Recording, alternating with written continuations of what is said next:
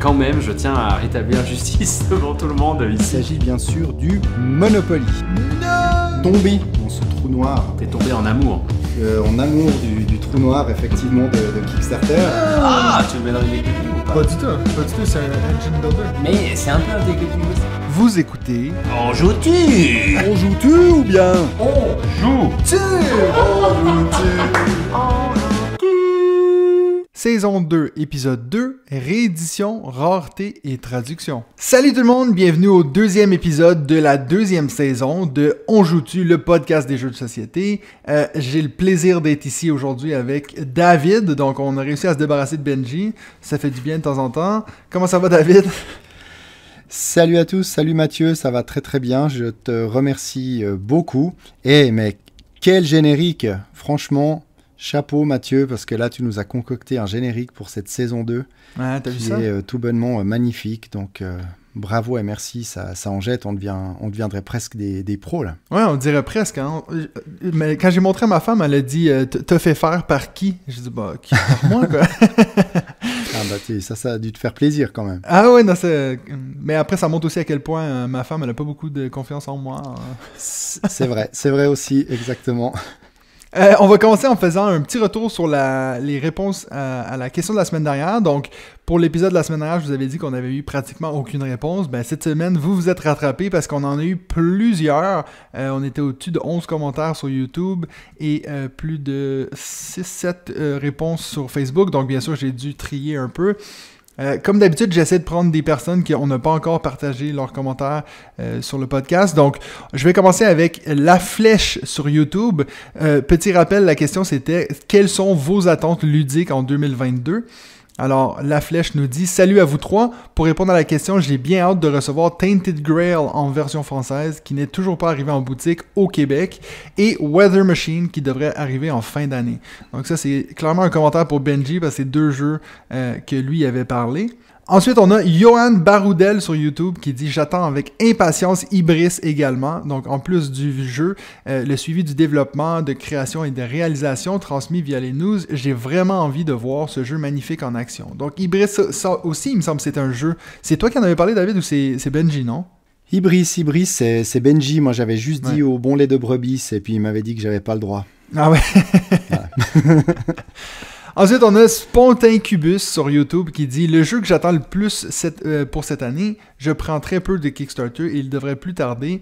Soul Givers, un jeu à 2 joueurs principalement. Pas sûr de le sortir beaucoup à la maison, mais les illustrations et le matériel ont eu raison de moi à l'époque de la campagne Kickstarter. J'ai jamais entendu parler de ce jeu Soul Givers. Je sais pas si toi t'en as entendu parler, David? Non, comme ça, alors ça me dit rien. Si je disais plutôt Soul Givers. Ah, Soul Givers, mais bien sûr. J'y ai joué hier sur le prototype. Non, ouais, c'est ça. Non, je déconne. Ça m'aide malheureusement pas, non. Valérie Leduc sur YouTube qui nous dit « Excellent podcast comme d'habitude. » Ça, il fallait que je le laisse. Quand on nous complimente, j'aime tellement ça. Le jeu que j'attends avec impatience en 2022, Everdell en version française. Bon, c'est pas une nouveauté 2022, mais je l'attends depuis plus de 10 mois, précommandé au printemps 2021. Mon Dieu! Everdell qui avait fini comme mon numéro 1 jeu de l'année dernière, donc je comprends très bien ton engouement, Valérie Leduc. Bref, il est dû pour février, mais je vais le croire lorsque je vais l'avoir entre les mains. Sinon, mon chum et moi, on attend notre premier et seul Kickstarter à ce jour, le jeu Ice. Donc un autre jeu que je connais pas. Et oui, pour alors moi, toi, tu connais? Oui, j'en ai entendu parler. Alors, c'est vrai que pour Everdell, ce jeu, il est difficile à trouver. Hein. Moi aussi, je l'attends avec impatience. Il est en attente de commande. On verra bien quand est-ce qu'il va apparaître. Et puis pour Ice, oui, j'en ai entendu parler. J'avais aussi vu le Kickstarter. Ça avait l'air assez intéressant. Le plateau a plusieurs couches justement de glace. Donc il y a tout un concept d'empilement de tuiles, etc. J'ai malheureusement pas eu de super échos dernièrement, mais bon voilà, ça risque d'être un peu les goûts et les couleurs, mais par rapport au matériel qui avait pas l'air incroyable, est-ce que c'était vraiment la version définitive, est-ce que c'était un prototype?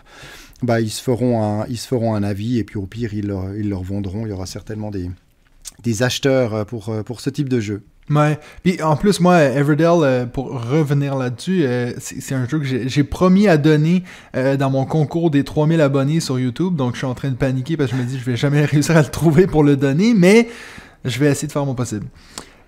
Et puis dernier commentaire qu'on a, c'est Olivier Poulain sur Facebook, donc sur notre page Facebook, qui a répondu en disant Gloomhaven Jaws of the Lion en version française et l'extension Aftermath pour le jeu Nemesis. Bravo pour votre podcast que je viens de découvrir. Donc c'est cool, je suis content de voir qu'on a encore des nouveaux qui viennent se joindre à la communauté. Je sais que toi tu m'as parlé justement, tu as écrit dans le groupe WhatsApp hier ou avant-hier, David, parce que tu as vu qu'ils ont enfin annoncé la version française de Jaws of the Lion qui va s'appeler Les mâchoires du lion. Of course. Oui, la version française est en précommande, donc dans toutes les bonnes boutiques de jeux de société. Donc vous pouvez y aller. Je retrouve plus exactement le délai, la disponibilité, mais ce sera pour ces prochaines semaines ou mois. J'ai vite essayé d'aller au mois de mars, il me semble. Oui, c'est bien possible. J'ai vite essayé d'aller voir sur Philibert parce que je crois que c'était un lien Philibert et en fait le site Philibert est down actuellement. Donc voilà, tant pis pour moi. Je ne pourrais pas donner cette info. J'ai vite essayé de la trouver ailleurs. J'ai pas trouvé de date, mais voilà, ça va arriver. Donc, réjouissez-vous. Moi, en tout cas, je me réjouis. J'ai failli le mettre d'ailleurs dans mon top 5 des jeux de 2022. Mais il était juste en dehors. Tu nous en avais déjà pas mal parlé aussi. C'est pour ça que j'ai pas voulu en rajouter une couche. Mais je me réjouis de découvrir cet univers. Car je n'ai pas non plus le Gloomhaven premier du nom.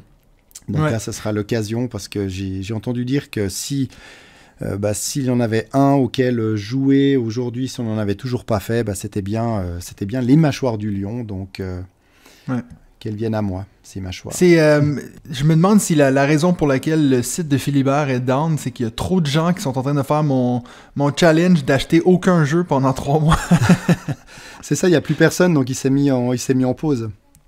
Ou alors soit ça, ou que ça l'a donné envie aux gens d'acheter des jeux. Ah, d'acheter, ouais, ça justement. Ça fait planter le site. De précommander, justement, le Gloomhaven Mâchoire du Lion, exactement. Ouais, c'est ça. Ça doit être ça.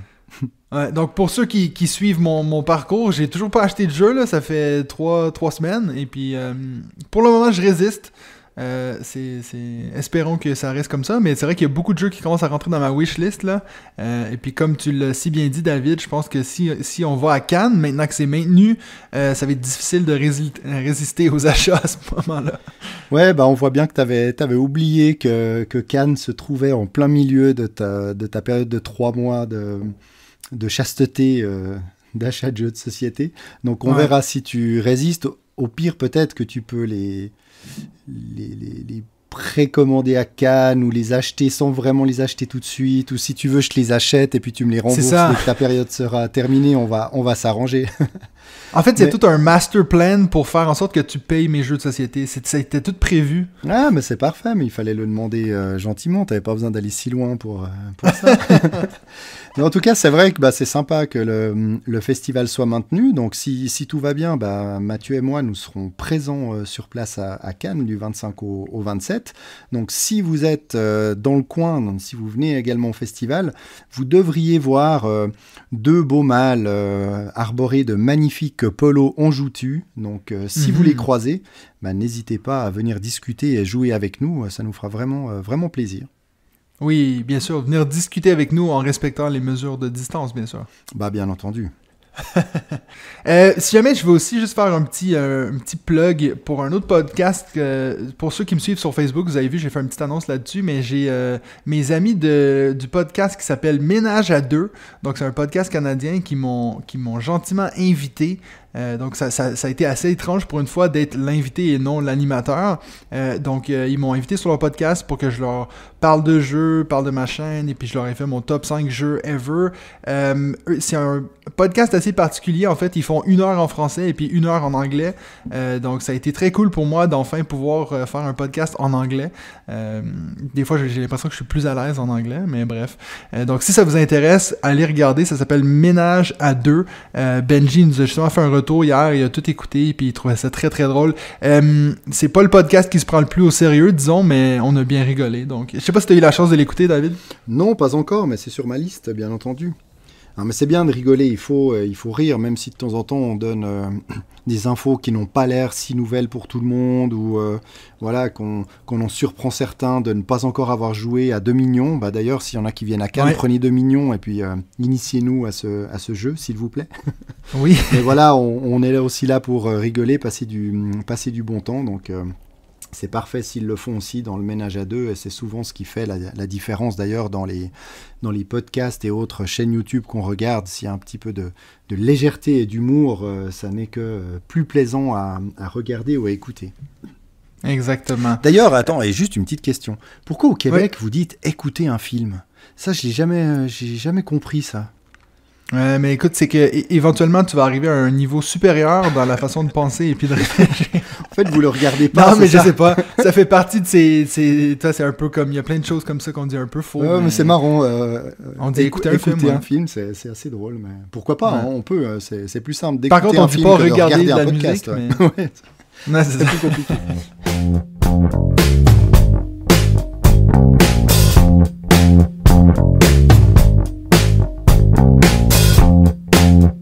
Donc maintenant, on va passer au premier segment qui est notre jeu de la semaine. Donc encore une fois, c'est plus nécessairement la nouveauté de la semaine, mais le jeu de la semaine. Je vais commencer. Moi, dans mon cas, le jeu que j'ai découvert cette semaine, c'est un jeu que on vient de parler de Gloomhaven Jaws of the Lion. C'est avec ce groupe-là qu'on a fait cette campagne-là. On attend avec impatience Frosthaven, et puis on s'est dit, plutôt que d'acheter Gloomhaven en attendant, on va changer un peu, on va faire Clank Legacy. Donc, jeu de Paul Denin et Andy Clotis. Donc ça, c'est le nouveau jeu. Il vient de sortir en français, ça fait en 2019 qui est sorti en anglais. Donc Clank Legacy, pour ceux qui connaissent le jeu de deck building Clank, c'est le même jeu. En fait, le premier scénario qu'on fait, ça ressemble beaucoup à une partie de Clank normale. Et à partir de là, en arrivant sur telle case, on va pouvoir lire un texte narratif qui va nous dire de rajouter un collant sur le plateau et tout. Donc, plus la partie avance, plus ça change. On a fait hier notre premier scénario. En tout, on va faire 10 scénarios. Et déjà, du début à la fin de la partie qu'on a fait hier, il y a eu tellement de rebondissements et puis tu penses, ok, là c'est sûr que c'est moi qui vais gagner à cause de ceci, puis là finalement il y a quelque chose qui arrive qui change complètement la donne. Donc on a adoré. Moi je connaissais déjà Clank, j'ai joué avec Hugo, que tu connais, David, et mon ami Max. Puis en fait, eux ils n'avaient jamais joué à Clank. Et puis, ils ont adoré l'expérience. Donc, moi qui connaissais déjà Clank, j'ai été réjoui de voir que les deux aimaient ça. Donc, on va faire les 10 scénarios au courant des prochains mois. Et puis, je vous tiendrai au courant de comment ça se passe. Mais pour le moment, j'ai adoré l'expérience. Si vous aimez le jeu Clank et puis vous voulez faire un petit scénario Legacy, donc... pour ceux qui ne savent pas, des jeux Legacy, c'est des jeux qui vont rajouter quelque chose, qui vont changer le plateau de jeu. Par contre, celui-ci, j'ai vu dans les règles que, apparemment, une fois qu'on aura fini la campagne, il y a moyen de garder le jeu pour que ça devienne presque une copie de Clank normal. Donc, c'est pas tout à fait du jeu à usage unique, disons. Exactement. Donc ça, c'est pour Clank Legacy. Je sais que toi, tu l'as aussi, tu as acheté ta propre boîte, David, mais que tu voulais le faire avec ton épouse, c'est ça? Mais exactement. D'ailleurs, je crois qu'on en a déjà parlé dans ce podcast. Et puis, quand toi, tu as dit que tu l'avais aussi acheté pour le faire avec des amis et que Benji a compris qu'il n'était pas dans ce groupe d'amis, j'ai senti quand même une grande tristesse sur son visage. Donc, la semaine passée, je l'ai gentiment invité à nous rejoindre pour enfin démarrer ce Clank Legacy. Donc j'aimerais bien qu'on soit 4. J'ai une petite idée sur la 4e personne qui pourrait nous rejoindre. Mais voilà, le but est vraiment de démarrer également ce Legacy. Je m'en réjouis beaucoup. C'est vrai qu'à la fin, d'après ce que j'ai pu comprendre, ça devient presque un peu un Clank exclusif, parce que tout le monde ne va pas forcément faire évoluer le jeu de la même façon.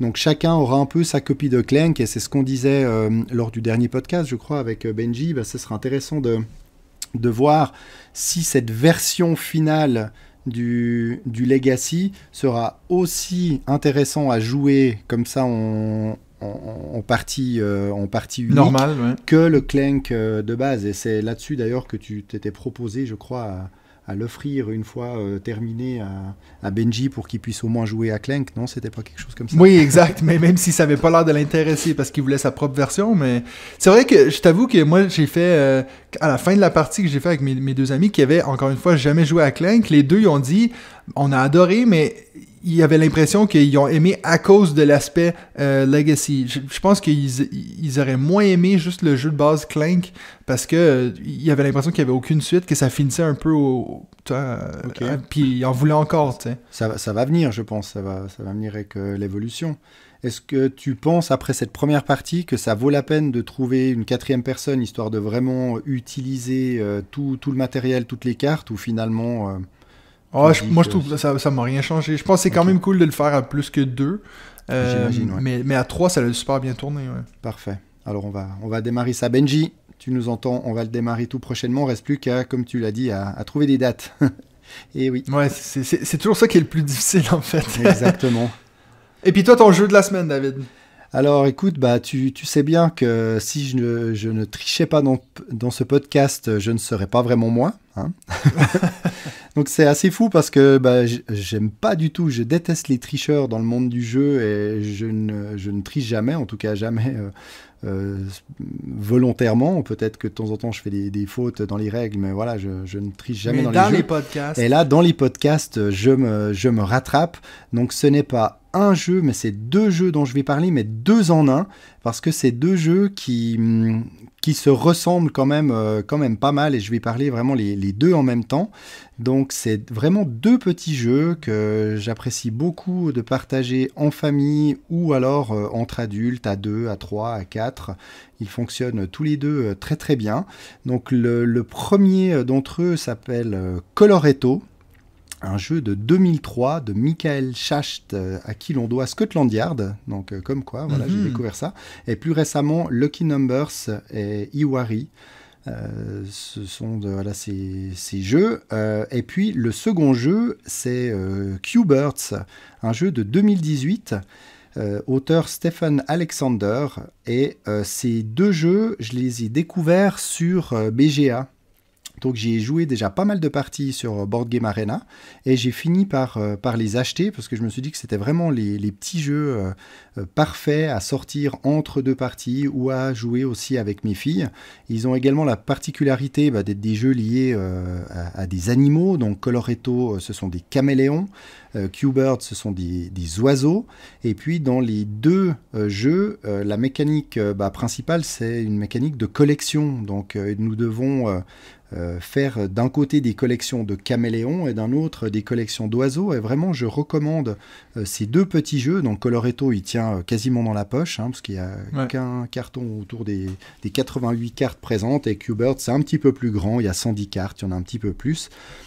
Donc finalement Coloretto, le but c'est de piocher une carte et de la mettre sur une des 3 lignes à disposition. La particularité, c'est que vous avez 3 lignes sur lesquelles vont être déposés des caméléons, et sur ces 3 lignes, il y en aura maximum 3. Et à tout moment, quand c'est votre tour, vous pouvez soit y rajouter un caméléon de la pioche, donc il y a une certaine prise de risque parce qu'on ne sait pas quelle est la couleur de ce caméléon, soit vous pouvez ramasser une des 3 lignes, qu'il y ait 1, 2 ou 3 cartes.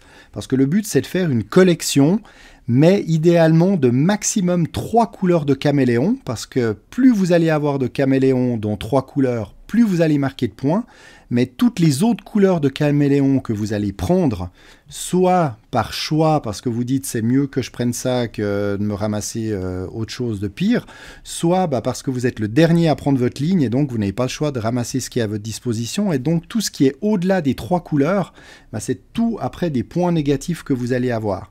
Donc c'est vraiment c'est très intelligent comme concept. Et puis Q-Birds, alors lui c'est un peu différent. On est aussi sur des lignes d'oiseaux.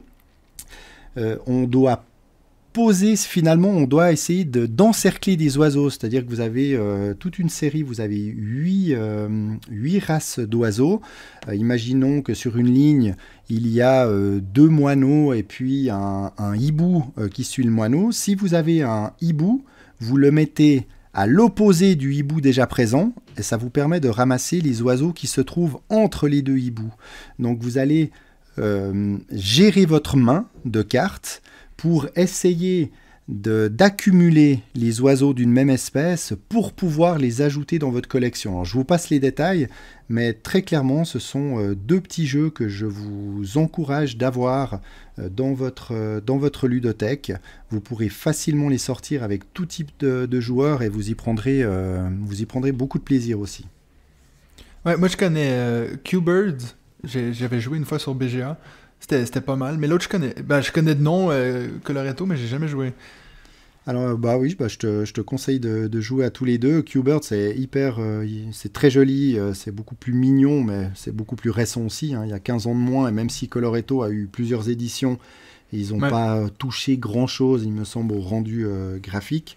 Par contre, les oiseaux de Q-Birds, tout est en mode cubique, ils sont dessinés d'un style graphique cubique, c'est très, très sympa, et c'est vrai que je les ai aussi achetés parce que j'ai ma plus petite des filles qui me voyait jouer sur Board Game Arena, puis elle me dit « Ah, de nouveau le jeu des oiseaux, trop bien, tu peux l'acheter. » Je pensais que c'était un vieux jeu, et finalement j'ai dit « Ah bah non, il est là, il est disponible, allez c'est parti, on l'achète. » Donc tout le monde est content. J'avoue que ça c'est une expérience que j'ai jamais eue en tant qu'enfant, c'est de voir mon père en train de jouer à des jeux sur l'ordinateur, puis que moi je dise hey, « Est-ce que je peux moi aussi avoir ça? » et en plus encore pire, des jeux de société sur ordinateur, donc c'est encore... Ouais.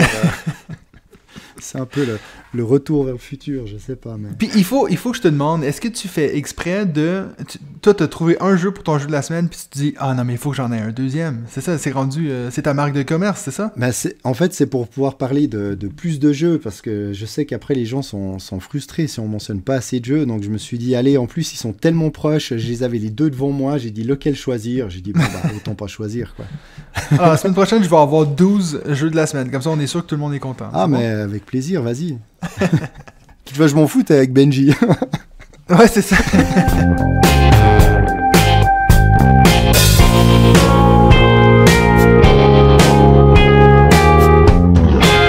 Alors maintenant, on va passer à notre deuxième segment. En fait, moi puis David, on a eu une conversation l'autre jour sur les jeux qui ont des rééditions, puis pourquoi certains jeux ont une réédition et puis pas d'autres, et puis ce qui fait que des fois des jeux deviennent plus difficiles à trouver que d'autres, ça veut dire que ça crée de la rareté avec certaines éditions, et puis aussi, comme je vous en ai parlé, quand je vais au Québec puis que je trouve des éditions de jeux, parce que au Québec, on a le luxe d'avoir des jeux qui sont publiés en anglais, et donc en France, on les a pas ces jeux-là, donc en Europe. Donc on s'est dit, ça pourrait être intéressant d'en parler un peu de ça, donc à travers des exemples qu'on a. Et puis j'ai aussi fait un peu de recherche sur Internet, puis j'ai trouvé un message sur Board Game Geek d'un créateur de jeux qui parle de un peu ce phénomène-là, de pourquoi certains jeux pourraient sembler être des jeux à succès, puis qui ne sont plus en édition, puis on pourrait se demander, mais pourquoi, quand il y a tant de monde qui veulent acheter ces jeux-là, pourquoi est-ce qu'ils sont pas en édition? Donc, c'est tout un sujet que je trouvais assez intéressant, mais on savait pas trop comment le nommer puis comment l'aborder, donc on va un peu se lancer dedans puis on va voir ce que ça donne. Donc, moi, je vais commencer avec mon petit segment, comme je vous ai dit, celui que j'ai, le petit commentaire que j'ai trouvé en ligne.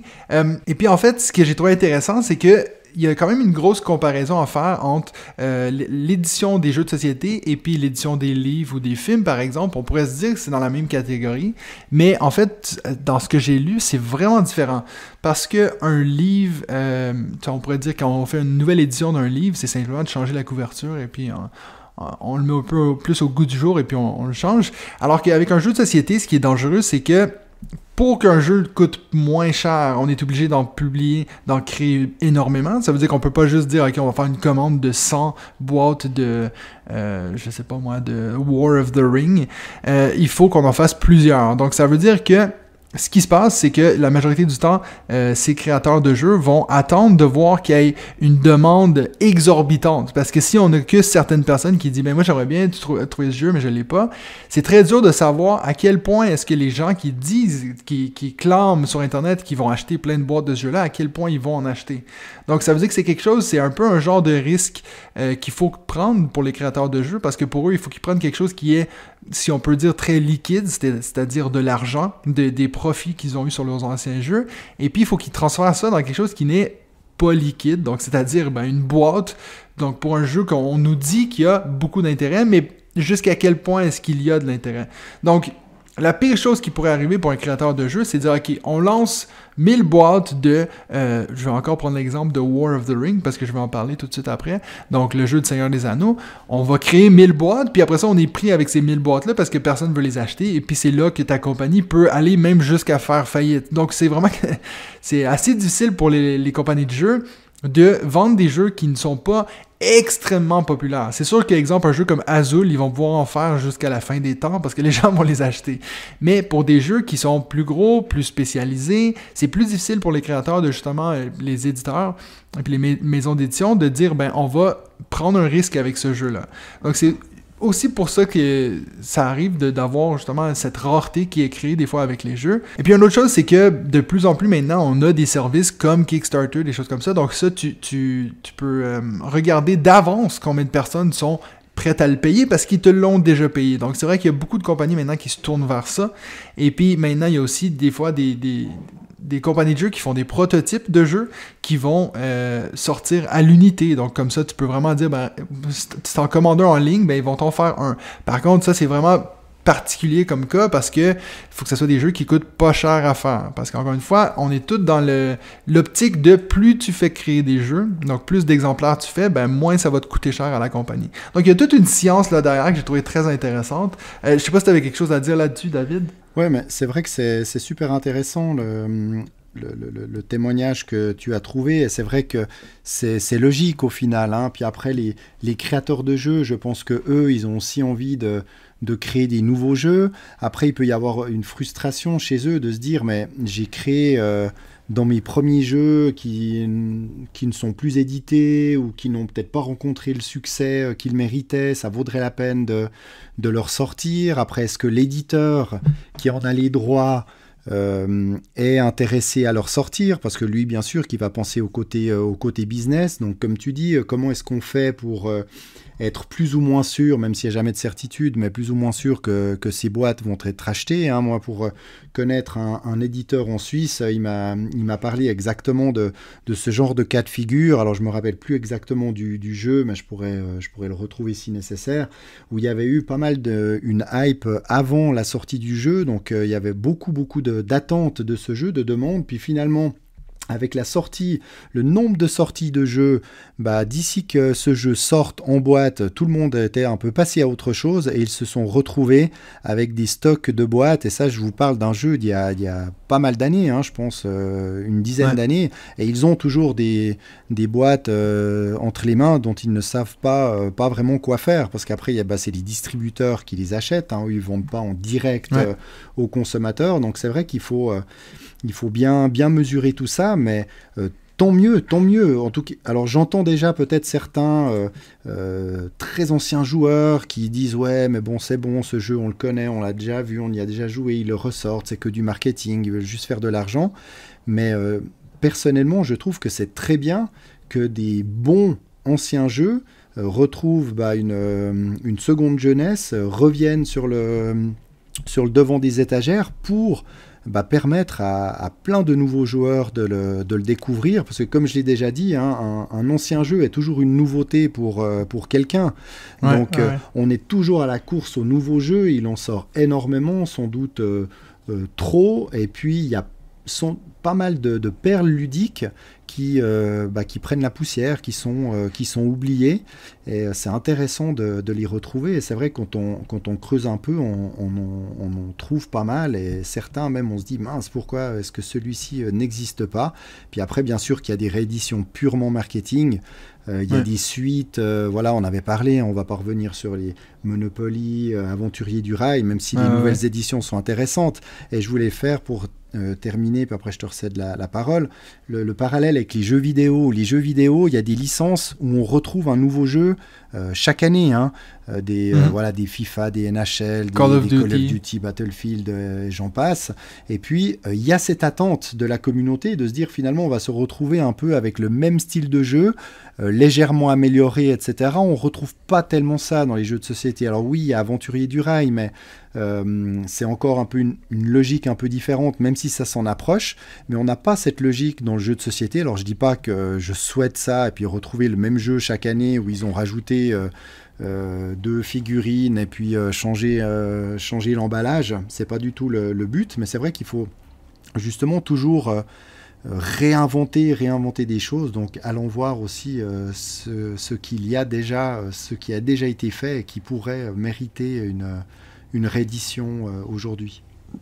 Ben, c'est drôle parce que pendant que tu disais que ça n'existe pas vraiment dans les jeux de société, le seul exemple qui m'est venu en tête, que je trouve qu'ils font presque ça, le modèle Call of Duty jeu de société à sortir à chaque année, ce serait comme un peu les zombicides, que tu sais, à chaque année, ils ont une nouvelle édition de « Ah, là, c'est dans l'espace, là, c'est dans le Black Plague, là, dans les temps médiévaux et tout. » Puis là, je vois que, je crois hier, ils ont sorti sur Kickstarter un Marvel zombie.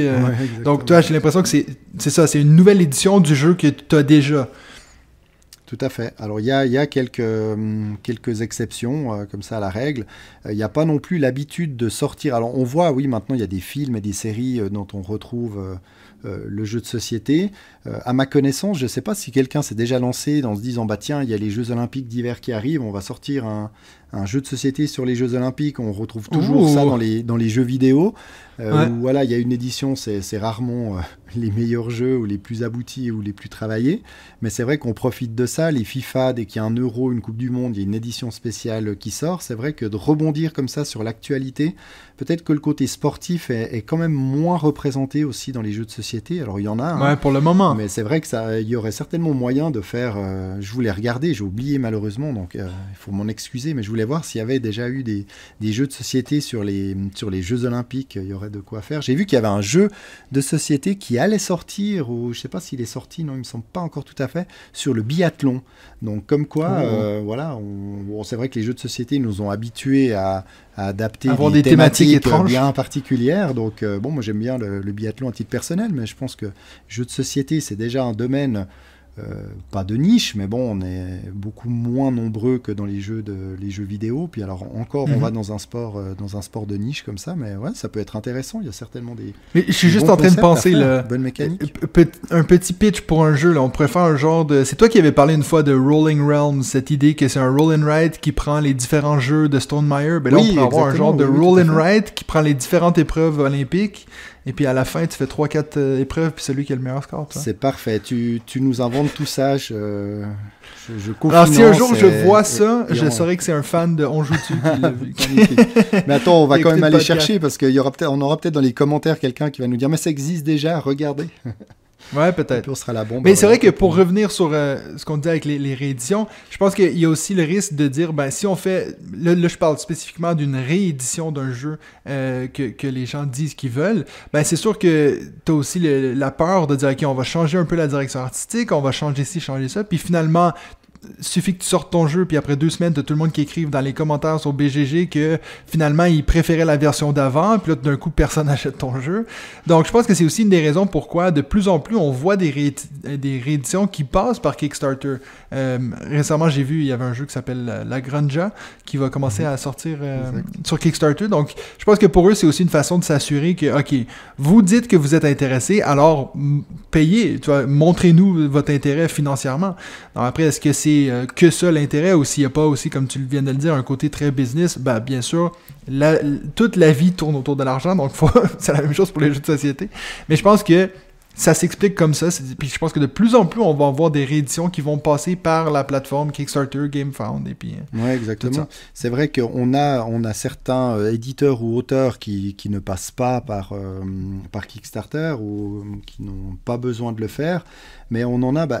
si on prend en exemple Stefan Feld, archi reconnu, il y a eu déjà plusieurs rééditions de ces jeux. Ça fait très longtemps qu'il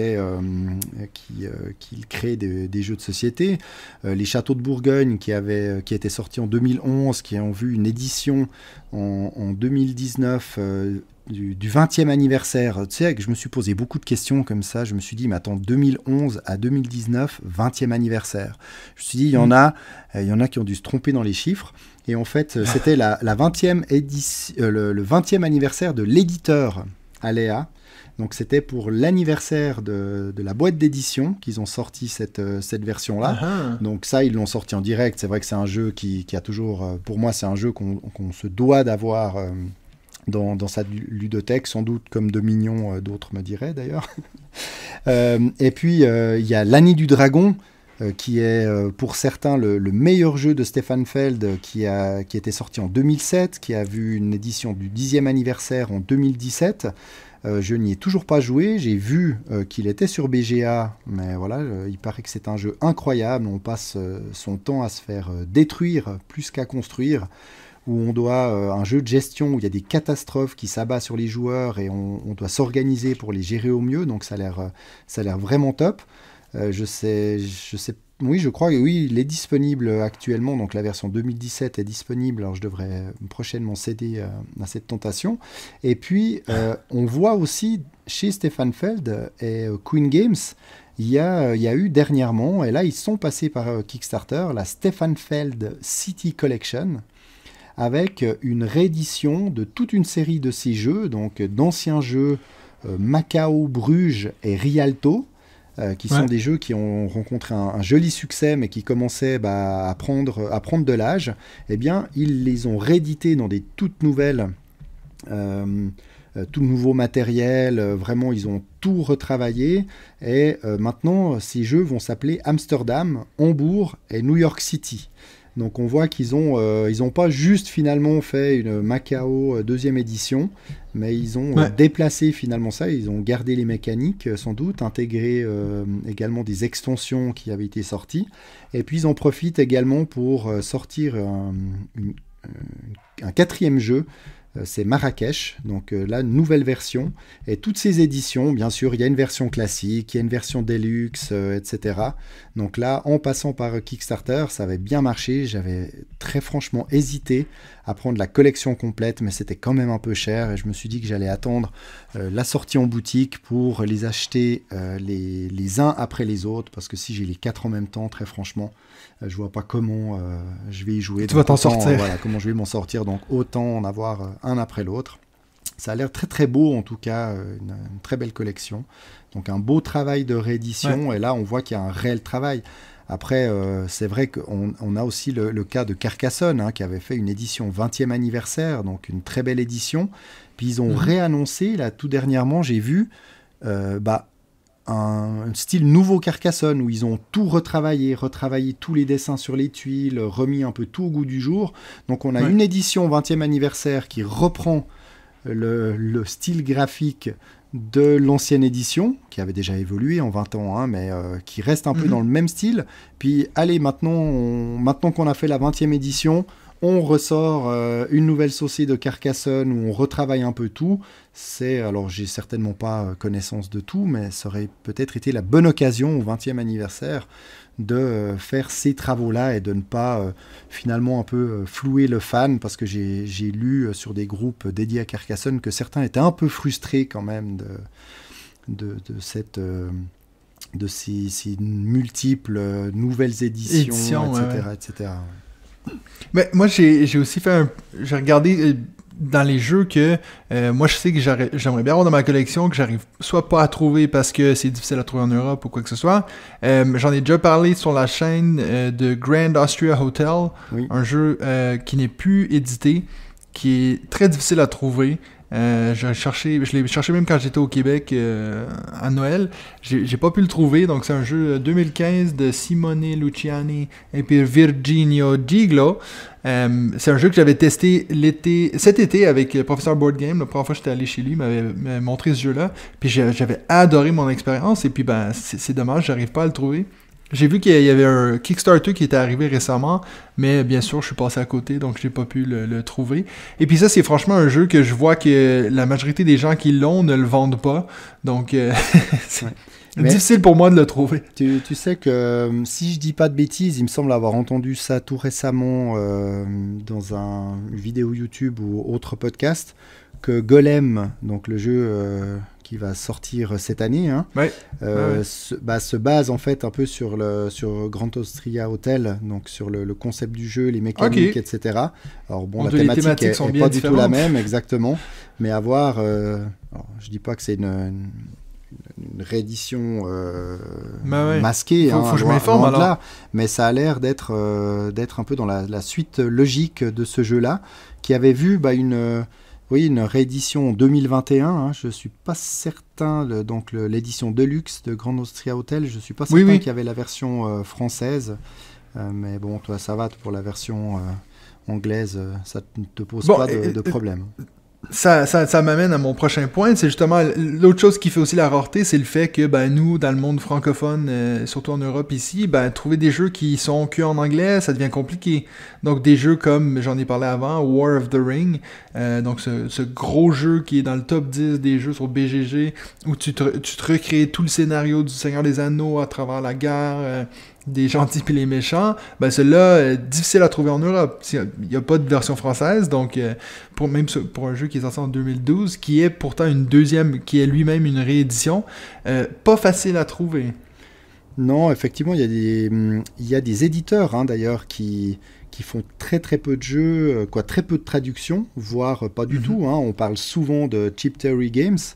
Le premier jeu à trouver une traduction, c'est Too Many Bones, qui est en train d'être traduit en français par Lucky Duck Games, mais tous les autres jeux de Cheap Theory Games, pour l'instant, sont que en anglais. Mais ils ont ouvert la porte, et ils ont vu que ça a bien marché, donc c'est bien possible qu'après Too Many Bones, on se retrouve avec, pourquoi pas, du Claude Spire qui a eu très très très bonne presse, mais qui n'existe qu'en anglais à l'heure d'aujourd'hui. Ouais. Puis un autre qui n'existe pas en français qui m'intéresse beaucoup, moi, c'est Food Chain Magnet. Je sais pas si tu en as déjà entendu parler. C'est un jeu de 2015 qui est un énorme jeu où tu te crées une genre de franchise de fast-food. C'est un jeu qui, déjà juste visuellement, m'a toujours attiré. Et puis, c'est un jeu qui est impossible à trouver par chez nous, quoi. Et oui, mais là, tu as un petit peu divulgaché mon top 5 de tout à l'heure. Mais on y reviendra, Oui, bien sûr. J'ai rien dit. Là aussi, tout dernièrement, je me suis intéressé à l'histoire du jeu Jamaïca. Alors là, je reviens un peu sur ce qu'on a dit avant par rapport aux rééditions, parce que c'est hyper intéressant. Et il faut dire que derrière ce jeu, il y a Bruno Catala, il y a Malcolm Braff, qu'on connaît un petit peu moins, mais il y a aussi et surtout Sébastien Pochon, auteur suisse de jeux, donc c'est vrai que ça fait plaisir aussi de parler de lui. Et Jamaïca, au départ, en 2007, ça avait été une commande d'une assurance en Suisse. Donc ils l'ont édité, Sébastien a sa boîte d'édition Gameworks, pour l'instant il fait avec Bruno Catala, ils n'éditent pas grand chose sous cette marque, mais ils ne se l'interdisent pas comme ils l'ont dit dernièrement. Ils avaient fait une réédition en 2010 qui est magnifique, encore aujourd'hui le matériel est assez incroyable, et là ils font une nouvelle édition chez Space Cowboys en 2021 qui est sorti, et c'était assez intéressant de les entendre et d'expliquer les changements. Alors déjà dans le Jamaïca ancien de 2010, les règles c'était sous forme un peu de carte au trésor, donc c'est un immense poster, c'était très original. Ils avaient d'ailleurs gagné un prix, je ne sais plus lequel, mais un prix juste pour le livret de règles, pour l'originalité. Il y a des prix un peu pour tout. Puis là dans celui-là, c'est Sébastien Pochon qui a proposé de faire un livret de règles avec des onglets pour retrouver plus facilement les points de règle en fonction de ce qu'on recherche. Et voilà, selon certains, c'est un peu une révolution parce que ça accélère drôlement la recherche de points de règle. Donc voilà, un petit changement. Et puis il y a aussi le format de la boîte. Et là également, c'était intéressant de comprendre le pourquoi passer d'une boîte, une assez grosse boîte rectangulaire, à une plus petite boîte, mais tout aussi bien remplie carrée.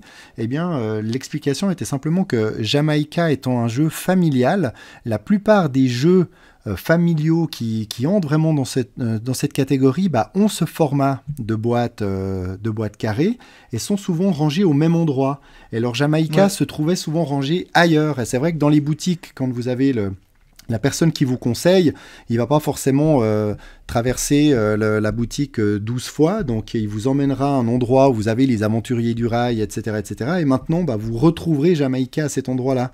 Donc il y a cette démarche marketing qui est derrière. Mais voilà, une belle réédition d'un super jeu. Et puis j'enchaîne juste toujours sur Sébastien Pochon, parce qu'il m'a assez inspiré dans dans ce sujet de la semaine, parce que à voir, alors je ne connais pas, mais il a l'air d'être assez fan, enfin lui et les personnes qui l'entourent, d'un de ces jeux qu'il avait sorti en 2008 qui s'appelle Metropolis, que je connais pas et qui n'a pas rencontré vraiment un franc succès pour différentes raisons.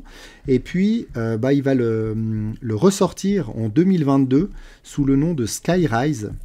Donc certainement quelques petites adaptations, mais là c'est aussi intéressant. On prend un ancien jeu, on le renomme, on retravaille sans doute un peu la thématique du jeu, mais on garde les mécaniques.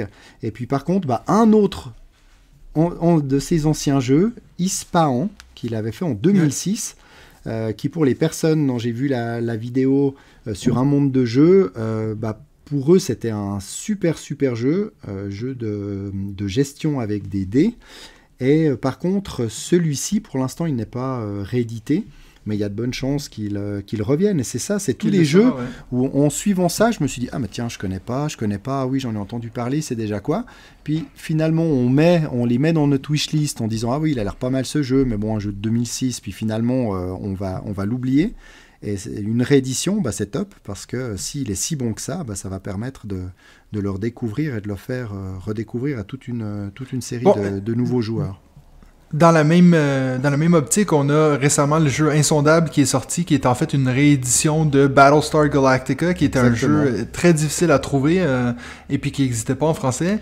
Et puis après, ils ont eu un problème avec justement la licence de cette série. Donc pendant longtemps, tout le monde pensait qu'il allait pas avoir de nouvelles versions de ce jeu-là. Et puis finalement, la compagnie a décidé de juste totalement rechanger le thème, mais que principalement, c'est exactement le même jeu. Donc, c'est quelque chose qui se fait aussi quand on a des problèmes avec peut-être une thématique qui attire moins les gens. Il y a toujours moyen d'un peu retravailler la chose. C'est un très bon exemple. Et c'est vrai qu'aussi, Battlestar Galactica, moi, c'est vrai que je m'excuse, mais moi, si je vois ça en jeu de société, je vais fuir.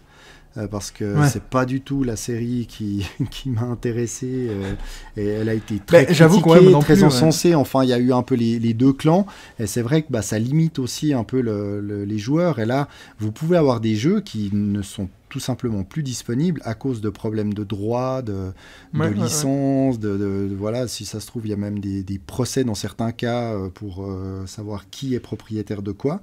Donc, si on peut s'inspirer, reprendre, si les auteurs se disent ok, on va retravailler ce jeu et le sortir un peu différemment, améliorer aussi certains points de règle qui, paraît-il, étaient très très compliqués. Donc tant mieux, c'est top. Pour conclure sur le sujet, je faisais plusieurs recherches pour savoir les jeux les plus rares, les jeux que les gens veulent le plus avoir une réédition et tout. Bon, la majorité des recherches que j'ai fait, veux pas, c'est en anglais, parce que c'est plus eux qui vont écrire là-dessus. Mais j'ai deux jeux que j'ai revus énormément dans ces listes-là, que ça m'a tout de suite piqué ma curiosité. Il y en a un que ça s'appelle Star Wars The Queen's Gambit. Et puis c'est un vieux jeu de l'an 2000. Que j'ai... En fait, je me rends compte de plus que je fais ces podcasts-là qu'au final, c'est toujours un peu les mêmes noms qui reviennent dans les créateurs de jeux de société. Donc, celui qui a créé ce jeu-là, c'est Rob Daviau, qui est celui qui a fait toutes les Unmatched, Betrayal at House on the Hill, Pandemic Legacy. Donc, c'est quand même un gros nom dans les jeux de société. Puis c'est un jeu qui est sorti en 2000, juste avant la sortie du film Phantom Menace, donc la menace fantôme, Star Wars. Et puis en fait, c'est un énorme jeu qui maintenant, bien sûr, n'est plus édité. Puis si vous le trouvez sur eBay, il peut aller jusqu'à 500-600$. Donc c'est vraiment... bien sûr, en plus, quand tu as le nom Star Wars devant, tu as tous les collecteurs qui sautent dessus. Mais j'ai regardé un peu sur la page Board Game Geek. Ça a l'air d'être un énorme jeu. Tu as un peu... un genre de palace sur 3 étages où tu vas faire la bataille entre Darth Maul et puis les Qui-Gon et Obi-Wan. Donc, je trouve ça assez intéressant. Donc, celui-là, je l'ai vu énormément. Puis le deuxième que j'ai vu aussi beaucoup, c'est un jeu qui s'appelle Glory to Rome. Donc, un jeu qui est sorti en 2005. Donc, là, on est dans des jeux qui sont assez vieux. C'est apparemment un jeu qui avait fait fureur à l'époque et puis pour XY raison n'était plus édité et puis tout le monde s'arrache un peu ces jeux-là. Donc quand ils sont mis en vente, les prix peuvent devenir exorbitants. Je sais pas si tu as déjà entendu parler de ces jeux-là, David, si tu veux rebondir là-dessus. Alors, j'ai pas contrôlé. C'est vrai que dans les Star Wars, j'avais entendu qu'il y avait certains anciens jeux Star Wars qui étaient assez recherchés. Est-ce que c'était celui-ci ou un autre? Je saurais pas te dire. Puis le deuxième... En tout cas, la boîte est énorme. Me dit rien. Ouais, puis ça se trouve, c'est le genre de jeu, il faut faut le laisser sur la table pendant 3 jours pour pouvoir finir la partie. Parce que Mais ouais, alors il y en a, ça m'étonne pas. Il y a des pièces, comme tu dis, ça devient collector. Il y a aussi des collectionneurs dans ce domaine, voire dans des noms ou des marques là, comme Star Wars. Donc pour eux, ils vont peut-être jamais ouvrir la boîte, mais ils la veulent dans leur collection. Ouais. Puis assez intéressant, j'ai vu sur ces listes-là de les jeux les plus difficiles à trouver. En fait, j'ai vu que j'en avais un dans ma ludothèque, puis c'est un jeu qui est encore dans ma pile de la honte. C'est un jeu qui s'appelle Samurai de Rainer Knizia, auteur très connu qui a fait Shot in Totten, Lost Cities et autres. Et puis en fait, c'est un jeu qu'un de mes collègues m'a donné parce que c'était dans le sous-sol chez ses grands-parents, puis ses grands-parents allaient le jeter. Puis moi j'avais dit je vais regarder. Puis en fait, il m'avait donné plusieurs autres jeux, des jeux que j'ai fini par me débarrasser, mais celui-là, je l'avais gardé parce qu'il était dans le top 200, puis je me suis dit, je vais le tester une fois, puis en fait, je l'ai jamais testé, puis moi, en plus, j'ai l'ancienne édition, parce qu'ils ont fait une deuxième édition, et puis j'ai été assez surpris de voir qu'il était aussi haut sur cette liste-là, parce qu'encore une fois, comme je dis, il est sur ma pile de la honte, c'est le jeu d'ailleurs, ça fait le plus longtemps qu'il est dans ma pile de la honte, donc il va falloir que je le teste, ce Samouraï. Je vois qu'il y a une édition, alors je sais pas si c'est celui-ci, mais une édition 1980, donc 1900, ensuite 96 ou 96, 98, donc il y a toute une série à voir. Je sais pas si c'est à chaque fois le même jeu, mais en tout cas, c'est un jeu qui a l'air d'avoir eu quelques rééditions, si le même, donc ouais. Après, il reste à voir aussi les règles et tout ça, si c'est bien écrit, parce que des fois, ça peut... Waouh. Apparemment, c'est justement ce qu'il disait dans la liste, c'est que c'était un jeu qui était incroyable, et puis que les règles ils étaient encore très solides, et puis c'est un jeu qui a apparemment une façon très originale de finir la partie, donc c'est pas nécessairement celui qui aura le plus de points qui va gagner. Bref, un jeu qu'il faut que je teste, quoi. Il faut l'essayer, exactement. Ouais. Il y a aussi, en faisant mes recherches là sur Twitter, il y a quelques tweetos passionnés de jeux de société qui utilisent le hashtag bon vieux J2S pour justement partager d'anciens jeux qu'ils ressortent. Donc il y a quelques jeux intéressants, des anciennes pépites pour certains, donc à suivre sur Twitter, ça peut être intéressant. Sur Instagram, si ça se trouve, on a la même chose, je suis pas allé voir.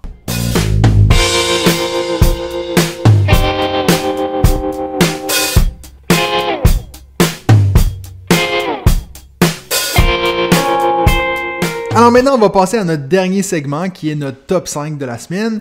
Cette semaine, je me suis dit que ça pourrait être intéressant de regarder, donc on vient de parler des jeux qui ont eu des deuxièmes éditions et tout. J'ai demandé à David de préparer un top 5 des jeux qu'il aimerait voir une nouvelle édition. Donc pour X, Y raison, peut-être parce que il aimerait voir une nouvelle direction artistique, peut-être parce qu'il y a des choses qu'il n'aime pas dans le jeu de base, puis qu'il se dit qu'il voudrait qu'il soit amélioré dans une nouvelle édition. Donc voilà, c'est ça notre top 5 de cette semaine. Moi, je vais commencer avec mon numéro 5, qui est un jeu qui est sorti l'année dernière, donc je sais qu'il n'y aura pas une réédition. Mais en fait, la raison pourquoi je l'ai mis là, c'est que c'est un jeu que je trouve que malheureusement a une direction artistique très fade, et puis un livre des règles qui est énorme. Et puis c'est un jeu que je pense que malheureusement, il y a beaucoup de gens qui en ont parlé, mais j'ai l'impression qu'il y a personne qui a vraiment accroché sur ce jeu. C'est Tawen Tinsuyu.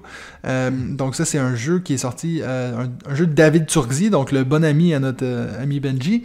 C'est un jeu que je pense qu'il y en a plusieurs qui vont dire « Mais de quoi tu parles? C'est un succès, ce jeu-là. » Mais moi, je trouve que non. Je trouve que c'est un jeu qui est tellement plaisant à jouer, qui a une mécanique très originale. Et puis, quand je l'ai sorti, déjà, le plateau de jeu, j'ai l'impression qu'il y a une petite erreur de design. C'est tellement intimidant quand tu le vois poser que tout le monde est refroidi par ce jeu-là. Mais je trouve que si tu le compares à un jeu comme exemple Tekken You, qui a eu une bonne publicité, un bon marketing, et puis qui maintenant est presque plus intéressant que Tawen Tinsuyu, je pense que Tawen Tinsuyu est un meilleur jeu que Tekken You, et puis donc j'aurais bien aimé qu'il y ait, je sais pas, quelque chose, une thématique qui sort de l'original, quelque chose qui le pousse à prendre ce next step pour devenir un peu un classique. Donc malheureusement, c'est un jeu, je pense, qui va finir par tomber aux oubliettes, ce que je trouve dommage, ce que je trouve qu'une réédition pourrait éventuellement faire. Bien sûr, je sais qu'il n'y en aura pas une réédition, mais je vais juste dire, si j'avais une petite baguette magique, j'aimerais bien qu'il y ait un petit facelift pour Tawen Tinsuyu, quelque chose qui le rend plus attirant. Il faudra peut-être attendre quelques années, tu vois, une petite édition exactement, 60e anniversaire quand on aura 100 ans. Bah, tu vois, moi j'ai failli mettre dans mon top 5 de Mignon, mais je ne l'ai pas mis. Et c'est vrai que j'ai entendu Simon Dupastan le mentionner en disant bah, ça lui ferait peut-être pas mal d'avoir une édition un peu plus moderne avec une sélection de certaines extensions, parce qu'il y en a tellement pléthore qu'on s'y perd.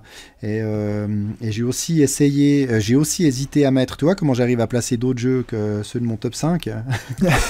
Un vieux jeu qui s'appelle Armada. En fait, c'est un jeu qu'on m'avait offert quand j'étais tout enfant. C'est un jeu de 1986, un jeu d'exploration nautique, de conquête, qui est toujours dans mon sous-sol, que j'ai ressorti quand j'ai créé un peu ma belle ludothèque, et je n'y ai jamais rejoué. J'ai regardé, ça avait quand même pris un coup de vieux. Après, j'ai vu que sur BGG, il est à 5.2, donc je me suis dit, ouf, 5.2, c'est pas brillant. Mais dans les co-auteurs, on retrouve Philippe Despalières, ça va te faire plaisir, parce que c'est le co-auteur des Loups-garous de Tierce-Lieu, quand même, donc tu dois t'en réjouir. Ouais. Non, plus sérieusement, donc c'est vrai que moi personnellement, pour mes souvenirs d'enfance, Armada ça pourrait être pas mal, mais c'est pas forcément celui que j'attends. Mon top 5, c'est plutôt des jeux qui n'ont pas eu d'édition française. Alors ça peut être des jeux plus ou moins récents. Mon cinquième, c'est Unforgiven. Est-ce que tu as déjà entendu parler de ce jeu Unforgiven ? Unforgiven.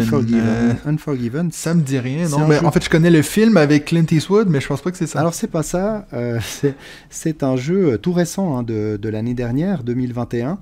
Un jeu 2 joueurs. Et en fait, selon tout ce que j'ai pu entendre de tes compatriotes québécois propriétaires de chaînes YouTube et de podcasts qui, eux, jouent avec la version anglaise, ça pourrait être le digne successeur de Seven Wonders Duel.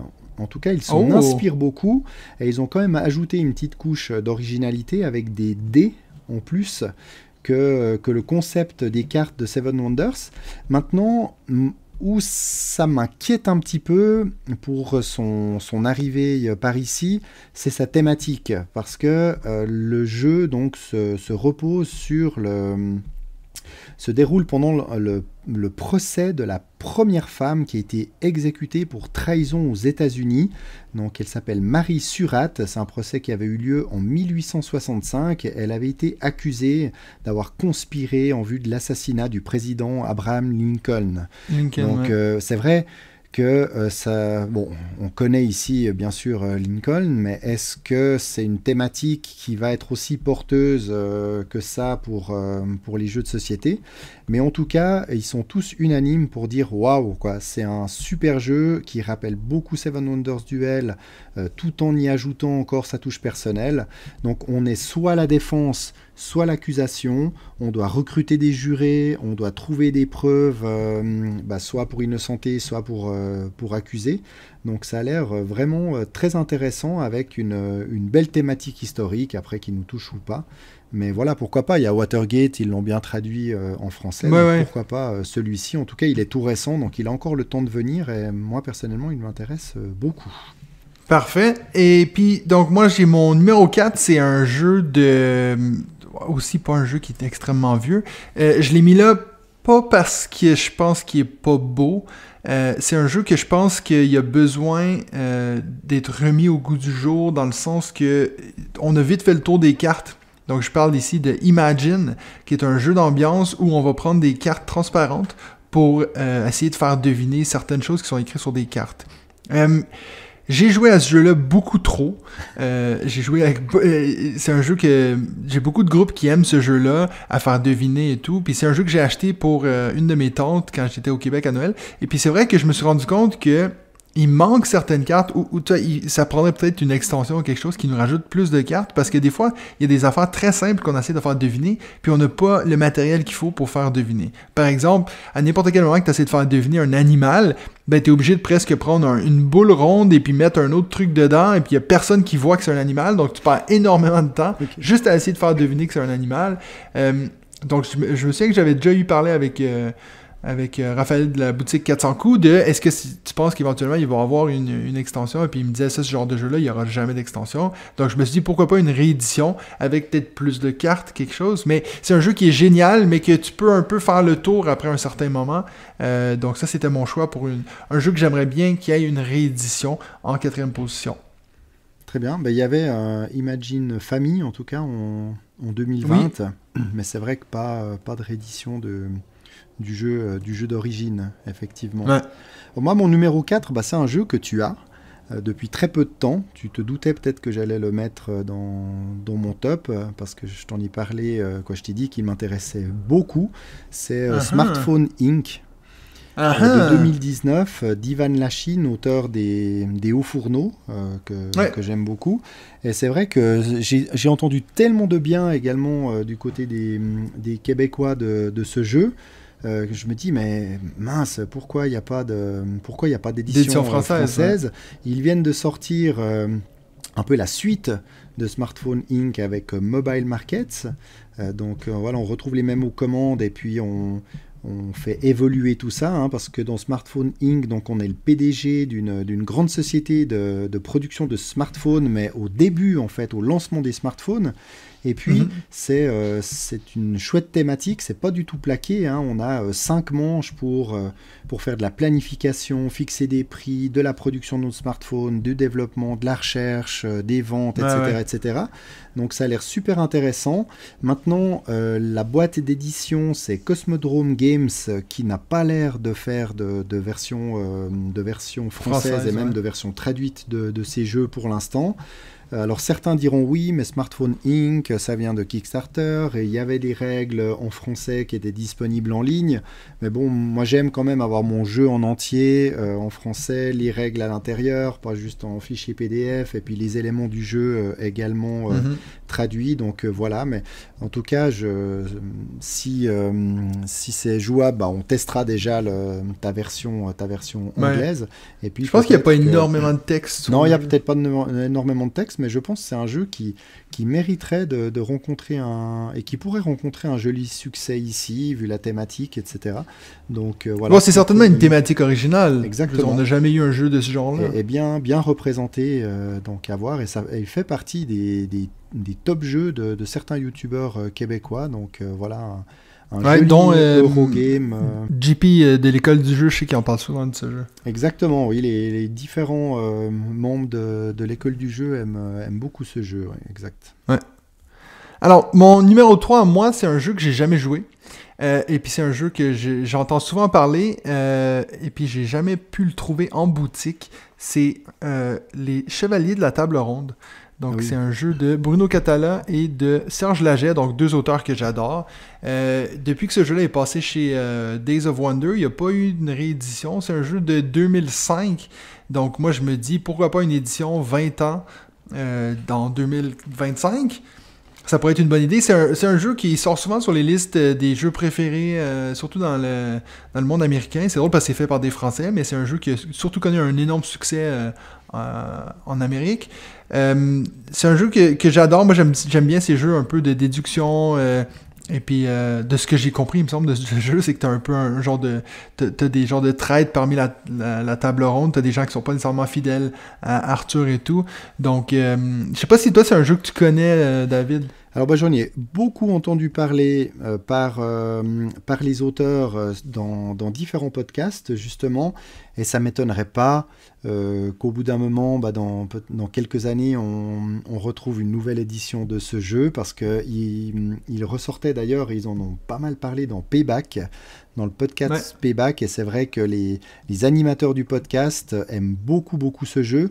Alors, si je dis pas de bêtises, il y aurait quelques petites choses à rajeunir dans le rythme en fait des tours de jeu, mais beaucoup avaient l'air de penser qu'il a encore toute sa place sur nos tables de jeu, donc sans doute une future réédition, mais voilà, je n'y ai jamais joué non plus, d'ailleurs comme à tous mes jeux de mon top 5, mais c'est une très bonne idée que d'avoir mentionné les Chevaliers de la Table Ronde en top 3. Pour moi, mon top 3, c'est Nemo's War. Ça, j'ai déjà entendu parler dessus. Ouais, c'est un jeu de 2009 où ils ont fait une seconde édition en 2017, mais toujours rien en français. C'est Chris Taylor qui est l'auteur et Yann O'Toole est illustrateur de ce jeu-là. Donc c'est un illustrateur, Yann O'Toole, qu'on retrouve très souvent aux côtés de Vital Lacerda. Lacerda, ouais. C'est un jeu long. C'est un jeu principalement solo, c'est indiqué de 1 à 4, mais tout le monde dit qu'il faut y jouer en solo. Et d'ailleurs, si vous allez voir sur Board Game Geek, il n'y a que le mode solo qui est recommandé, voire conseillé. Tout le reste est banni. C'est un jeu d'exploration maritime. Bien entendu, on est dans la peau du Capitaine Nemo et non pas du poisson. Je vous apprends rien. Donc on doit choisir d'être un scientifique, un explorateur, un guerrier ou un anti-impérialiste. Et puis on part à l'aventure à bord du Nautilus.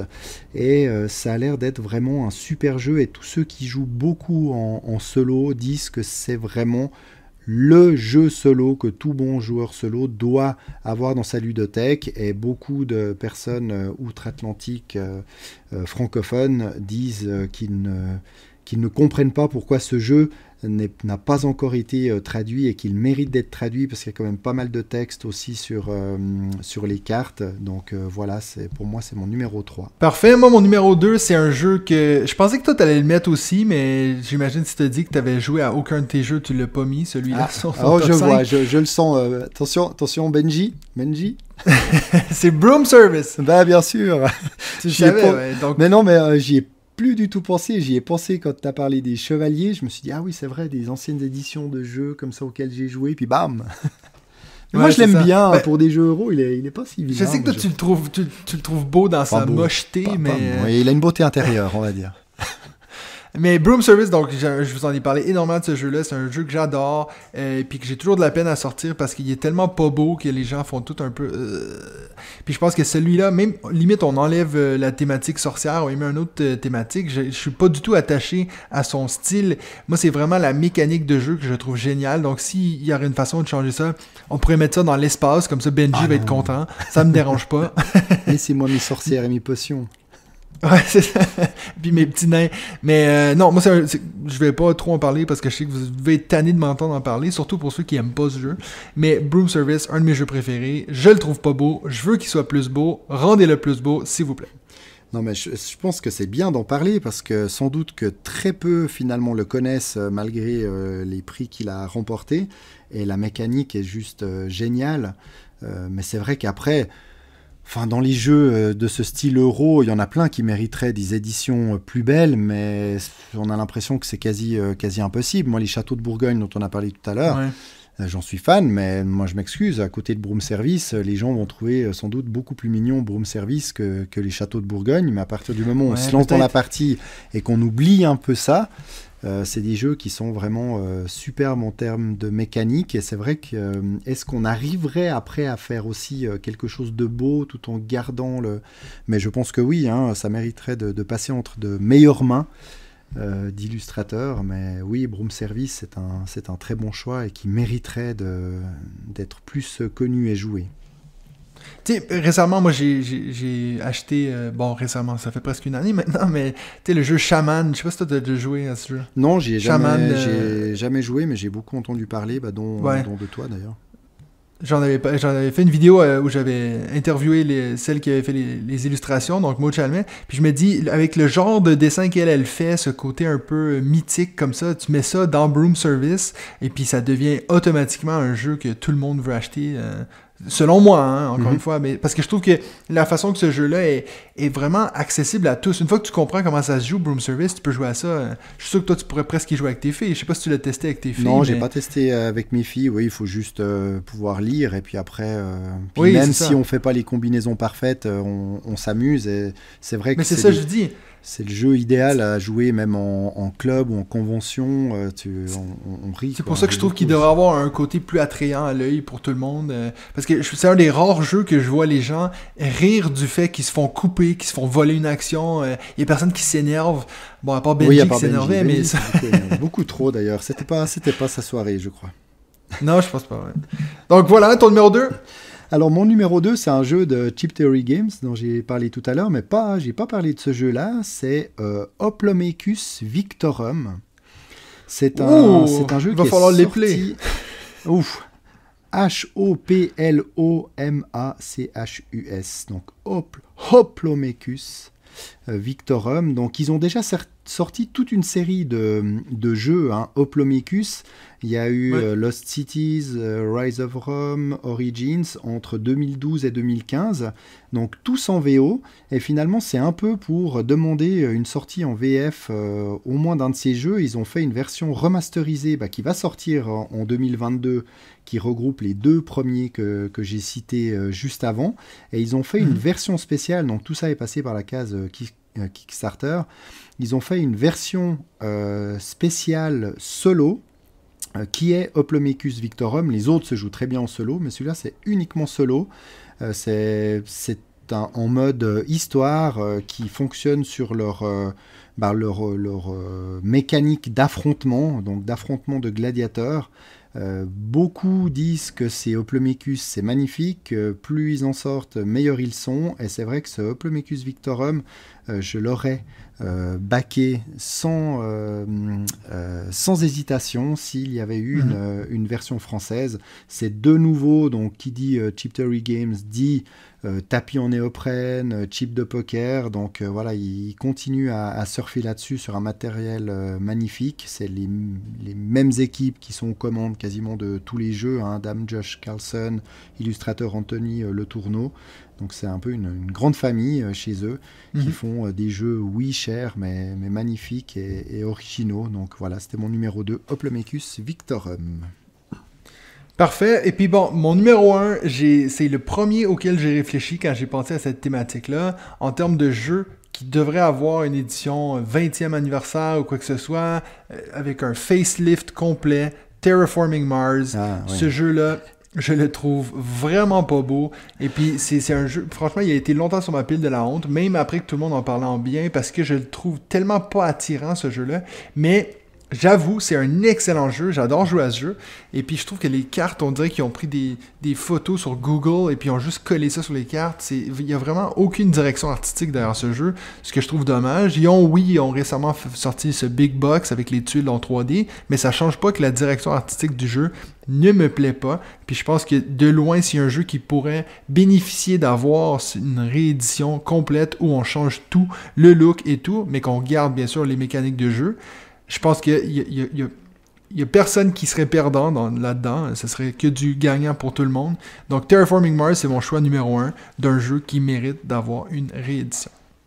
Tu vas nous fâcher l'un de nos plus fidèles Patreon, là, en disant ça, je crois. Mais encore une fois, je suis pas en train de dire qu'il est pas bon. Non, mais il le trouve beau. Il a dit d'ailleurs dans l'épisode qu'il le trouvait beau. Est-ce que finalement cette réédition ne va pas, elle va pas être satisfaite entre guillemets par Ark Nova, qui a l'air d'être le nouveau, c'est donc vrai. On change tout, mais c'est vrai qu'il est pas très très beau, Terraforming Mars.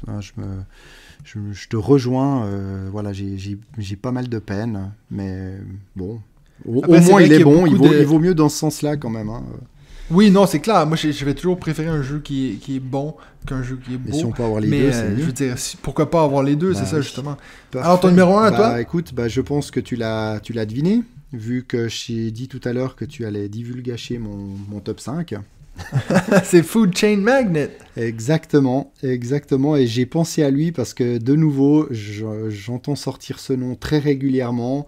Souvent, la personne qui en parle dit « Oh mon Dieu, mais si vous pouviez jouer à ce jeu, il est tellement magnifique, il faut y jouer. » Et tout comme finalement tous les autres jeux de mon top, c'est un jeu qui a une thématique vraiment très forte. On n'est pas du tout dans ces jeux avec les thèmes plaqués.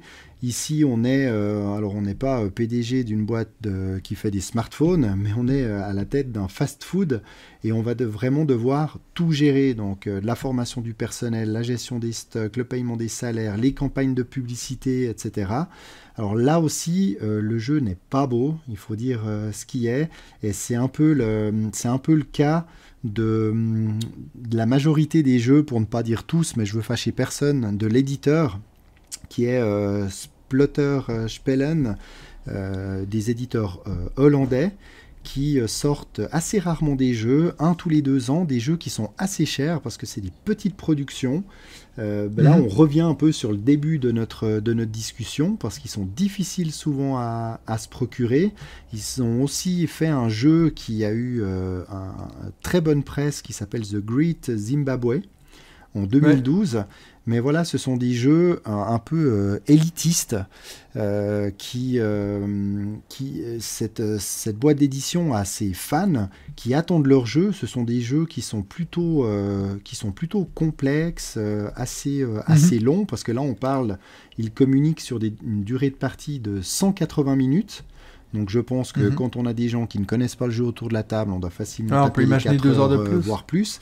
Des jeux qui n'ont pas du tout de hasard. Alors moi, j'aime bien aussi un petit peu de hasard, mais voilà. Puis souvent, un peu des mécaniques qui se ressemblent. Alors là, on est clairement dans un jeu de gestion, hein. Il y a même du deck building pour faire plaisir à Benji, du placement de tuiles, de l'arbre technologique. Donc ça a l'air vraiment d'être un super jeu et pas si compliqué que ça. Et c'est pour ça que moi, cette gestion, plus être à la tête d'un fast-food, ça me parle assez, ça me motive. J'aime bien quand même. Je dis que des fois, je suis pas trop sensible à la thématique, puis qu'il y a des jeux au thème plaqué qui me plaisent beaucoup. Mais c'est vrai que quand on a un viticulture, quand on est aussi dans un jeu comme La Quête du Bonheur, là, Smartphone Inc., Food Chain Magnet, c'est vraiment des jeux qui ont l'air top, où on regroupe un peu tout, plaisir de jeu, mécanique et thématique forte. Donc je signe. C'est aussi la même compagnie qui a fait un jeu qui s'appelle Boss. Boss, exactement, oui. On en parle souvent sur les chaînes. Il y a une chaîne YouTube américaine qui s'appelle Quackalope, puis il a fait son top 10 jeux ever récemment, puis il avait mis celui-là en numéro 1, puis ça m'avait tout intrigué. Et lui d'ailleurs, c'est bizarre parce qu'il n'est plus proposé sur le site de l'éditeur. Et il a été beaucoup plus édité, il a été réédité plusieurs fois. Je ne sais pas, est-ce qu'ils auraient vendu les droits ou est-ce qu'ils ont fait autre chose, mais ils annoncent en tout cas un autre jeu, Horseless Carriage, pour 2022. Donc je pense qu'il y a pas mal de leurs fans qui doivent être en attente. Donc sur leur site, il est annoncé pour cet été. Donc voilà, des grands jeux, pas très beaux, c'est vrai, mais je l'ai mis en un parce qu'à force d'en entendre parler, il faut qu'il arrive par ici, celui-ci.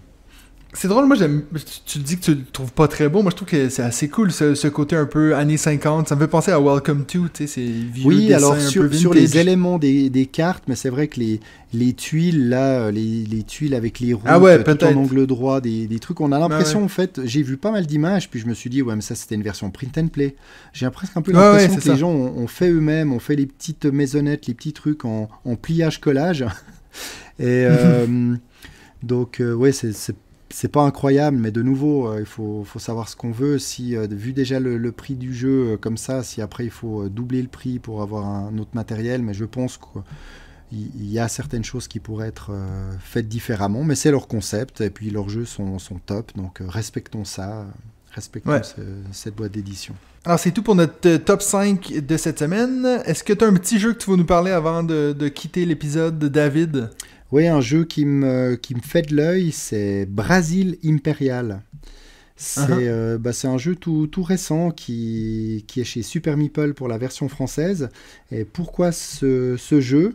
Parce qu'on parle de ce jeu comme un jeu Euro 4X, mais accessible, et qui, une fois, n'est ni dans le futur, ni dans l'espace, qui d'ailleurs souvent, c'est un peu regroupé, futur et espace. Donc c'est vrai que ce jeu m'intéresse pas mal, surtout sur ce côté 4X accessible, sans que ce soit un mastodonte du jeu. Donc ce Brésil impérial, pourquoi pas.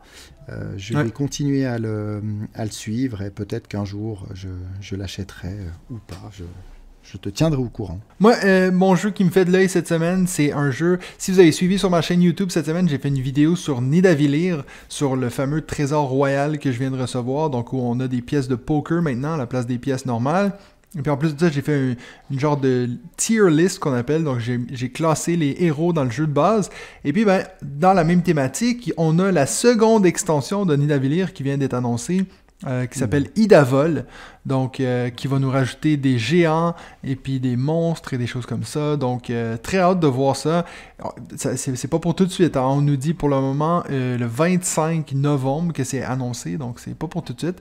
Mais juste le fait qu'il va y avoir une extension à ce jeu que j'adore, c'est sûr qu'il est sur mon radar. Ouais, moi, il va vraiment falloir que je l'achète parce que j'y joue que sur BGA. Et là, d'ailleurs, pour la nouvelle saison BGA, ils ont activé en mode arène l'extension. Et comme je n'ai jamais joué à l'extension, j'étais là un petit peu... mais qu'est-ce que c'est? Qu'est-ce qu'il faut faire? Qu'est-ce que ça ajoute? Ça m'a un petit peu perturbé. Mais oui, je comprends. C'est un super jeu. Et c'est dommage que j'ai pas fait une excellente vidéo sur l'extension de Nidavellir que tu aurais pu regarder avant de jouer. Eh ben oui, bien sûr que je suis bête. Faut que je rattrape ça. Mais j'étais surpris dans la partie, toi. En voyant des nouvelles cartes, une ligne de nouvelles cartes en bas, j'ai cliqué sur une, je l'ai prise. J'ai dit, bon, bah voilà, j'aurais pris celle-ci, c'est très bien. Merci beaucoup, David. On va se quitter là-dessus. Pour ceux qui n'ont pas vu, mardi dernier, j'ai sorti le premier mini-épisode où je discute avec un fan de la communauté On Joue Dessus. Donc, ça va être une nouvelle routine qu'on va avoir. Maintenant, à chaque mardi, il va y avoir ces petits épisodes-là qui vont sortir. Donc, n'hésitez pas à aller regarder ça. Pas regarder, à l'écouter, hein, qu'on dit, David? Oui, bien sûr. Et puis, donc, si vous voulez faire partie, vous aussi, peut-être, de voir un petit épisode où on discute ensemble, moi et vous, allez vous rendre sur la page Patreon où vous pouvez voir comment faire pour aider à financer la chaîne. Et puis, on va vous mettre dans la liste d'attente pour pouvoir participer à ces mini-zodes. Donc, si ce podcast vous a plu, pensez à vous abonner, hein, parce que sur chaque plateforme où vous l'écoutez, en principe, vous pouvez vous abonner à ce podcast et également à lui donner 5 étoiles. Ça peut grandement nous aider dans les classements des podcasts, ou un pouce en l'air si vous l'écoutez sur YouTube, parce que je ne sais pas si vous avez vu pour ceux qui nous écoutaient sur Spotify, mais depuis quelques jours ou semaines, on peut attribuer des étoiles au podcast, donc n'hésitez pas à cliquer sur la 5e. On ne peut même pas écrire de texte, donc l'effort est minimum. Donc c'est sympa, sur Apple Podcast, sur Spotify ou ailleurs. Un petit 5 étoiles, ça nous fait très très plaisir. Merci beaucoup, David. Nous, on se retrouve la semaine prochaine avec Benji pour un autre épisode de On joue-tu.